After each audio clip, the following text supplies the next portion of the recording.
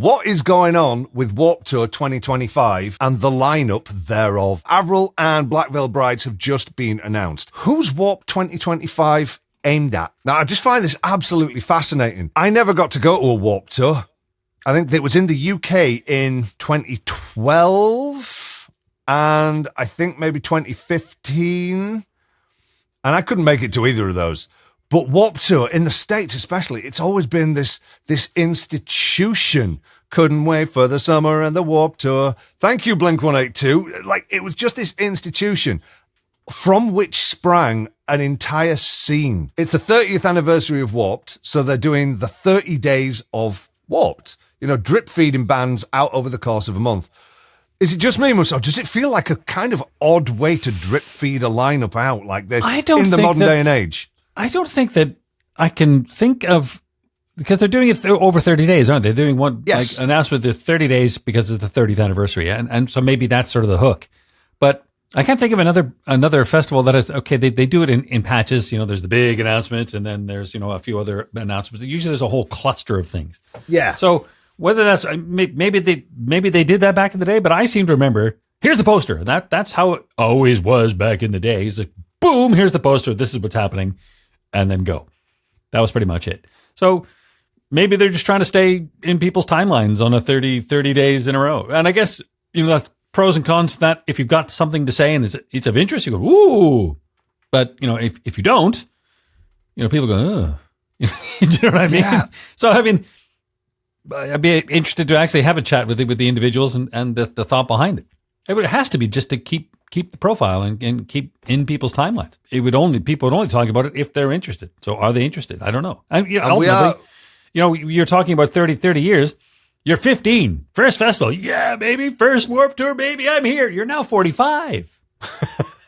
You're 45 now. And so I would imagine and I would hope that your situation has changed. You have changed as a human being and, you know, things are different for you. You're now 45 if you're 15 when you go in the first Warped Tour. And, you know, and everybody else, if you're 18, just do the math. You know, it's, you know, you're now firmly in middle-age territory. Firmly. I feel like you're making this personal, mate. Well, but it is, though. That's exactly what it is. We're going to have this discussion about Warped Tour, but I'll throw it back to any tour that has some legacy behind it or has a loyal audience that's been coming year after year after year. They're getting older. Download, we've talked about at length how they have to deal with it. Warped Tour are basically sticking to their guns. Which is kind of a common thread going through here. And despite what we may think about how they're announcing the bands, the Washington and California dates are sold out. You can join the wait list. There's only a few tickets left for the Florida one going on in November. So whatever they're doing, it seems to be working. Yeah, because they have a heritage in just the name itself. People will go, oh, wow, Warped Tour, back. Great. But with the lineup announcements thus far, there have been quite a few negative comments online, mainly from millennials, from what I've seen. This is just what I've seen, people talking about Warped Tour, complaining really about the lack of bigger name artists. You know, there's been a lot of the smaller artists announced, which you would imagine you're going to start off with the smaller ones, with a couple of bigger names thrown in, and then maybe build your way up. I don't know. However, you know, the internet being what it is, folks have made their displeasure felt. But here's the thing, and the YouTuber, Real Matt Bunting, has done a YouTube short on this.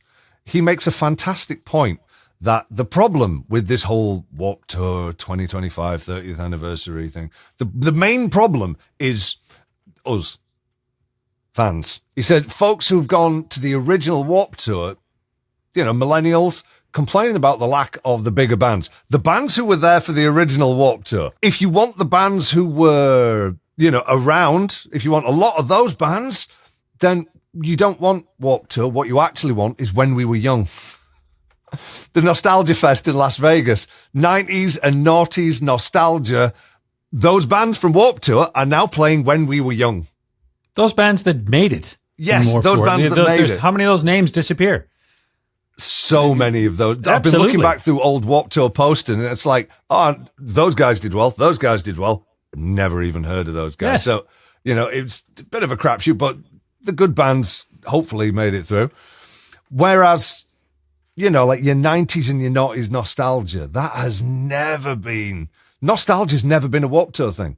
It's always been about bringing in the up-and-coming bands that are relevant to the scene, relevant to young audiences, right there and then. In 97, Blink had only just released their major label debut in Dude Ranch. 99, Enema of the State was the one that sent them stratospheric, the biggie. Incidentally, in 1999, Significant Other from Limp Bizkit and Enema of the State from Blink-182 came out in the same month.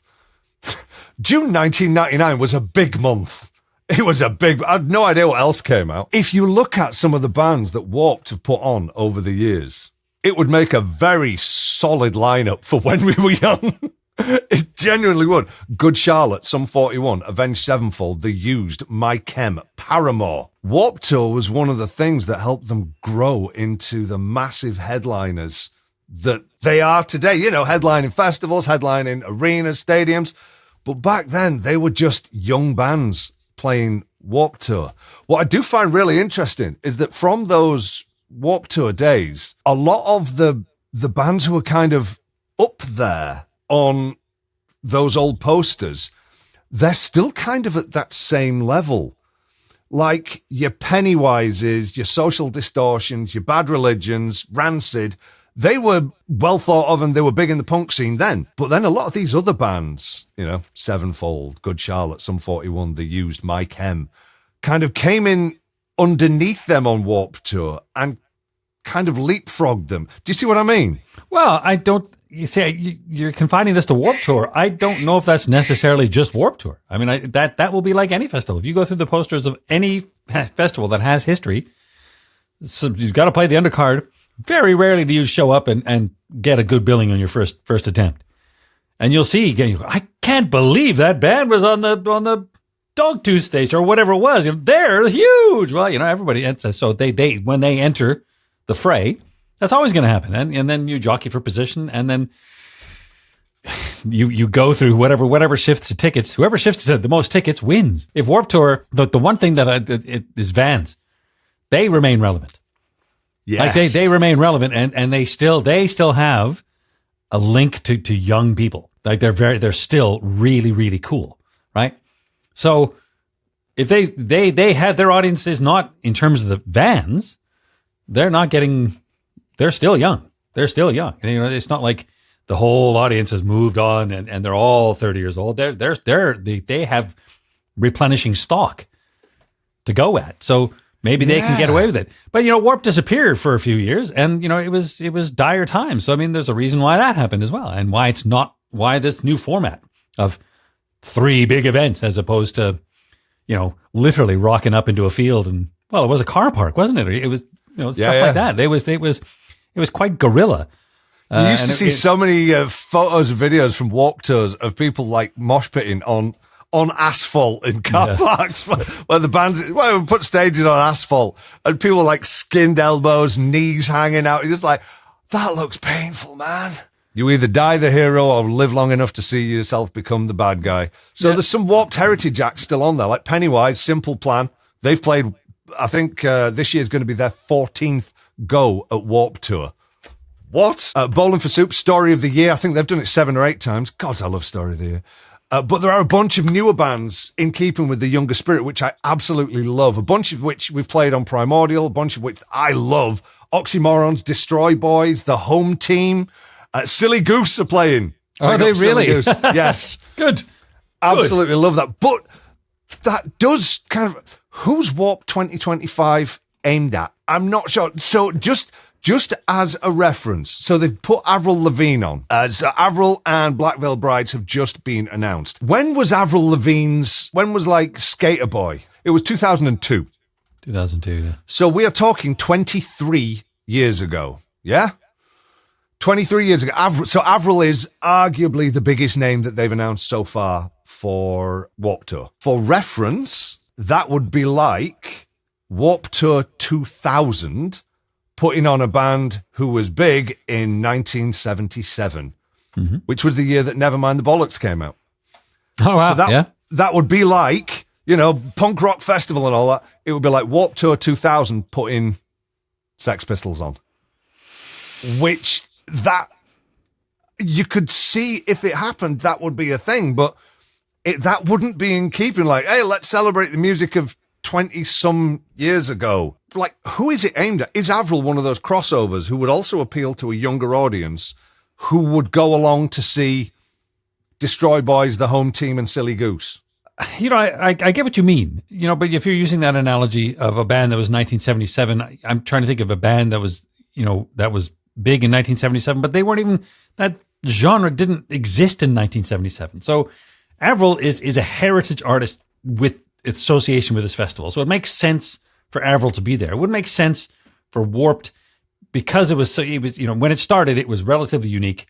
And its criteria is very different. So they wouldn't book Paul McCartney in Wings. Yeah, exactly. It wouldn't make any sense because they wouldn't do that. But now they actually have a whole catalog of people who have history and have been dominant in that scene and call it skater punk. Would that be fair? Yeah, skate punk, definitely. Skate punk. That is a very Vans Warped Tour thing. So skate punk is, and so when was that relevant? When did that come into the fore?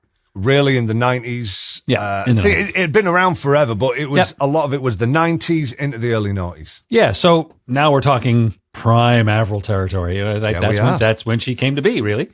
And so, I get what you mean, but, it would be like saying going way back to this, like when Sabbath started, and going 23 years back from then, and you got Bill Haley and the Comets. Well, that doesn't make sense. Do you know what I mean? So I can, they have progressed. They now have more sort of heritage acts they can draw upon.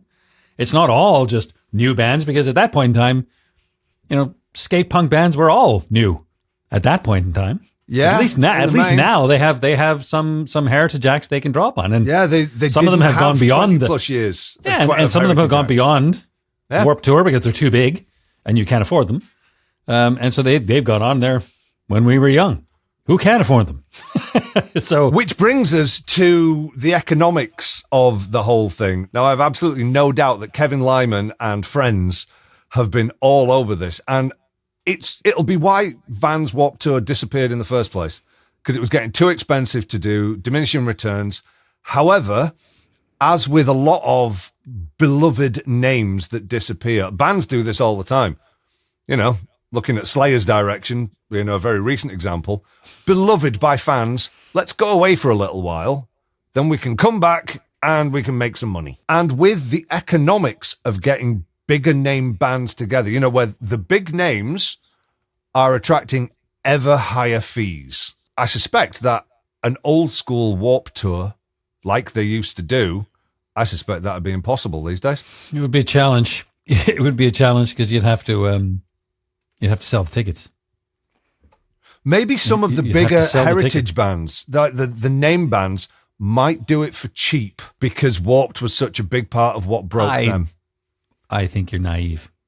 Exactly. Yeah, that is not our experience of booking bands and being and just existing in this industry. So I like the vibe that Warped Tour are going with. They've got some of the heritage acts, which, as you said earlier, Moose, they didn't have heritage acts as much for Warped Tour Mark 1. They didn't have the bands from that scene. Bad Religion and Social Distortion were the heritage bands, whereas now they've got this huge lineup to pull from. But that said, and this is, so I was looking at the lineup posters. You can look at vanswarpedtour.com. At the time of speaking, they've just announced Black Veil Brides and Avril Lavigne, arguably the two biggest names that they've announced so far. Avril is only playing Washington by the looks of it. So there could be some big names still to come. Yeah, I would imagine so. Specifically, and this is just one that I was looking at. So the posters are in alphabetical order. Looking at the Long Beach, California date, California, where a lot of musicians tend to live, there's a name blanked out in the alphabetical order between Bless the Fall and Bowling for Soup. It's a relatively short name, and so it's blacked out, but it's kind of the name. And it could well be 5 letters, a hyphen, and 3 numbers. yeah. I can think of a band based in California with a name like that who have a bit of warped history, so you never know. And are big name and would draw a lot. Yeah. So, there's still more to come. There's still more to come. So, I mean, all this discussion could be utterly moot by the time. It could well be. So, good on them. I like the fact that they've obviously done the numbers and they think, yeah, okay, there's sufficient demand, and we'll just sort of take it slowly and see what we can come up with. I think good on them. Keep on going. Prime Audio.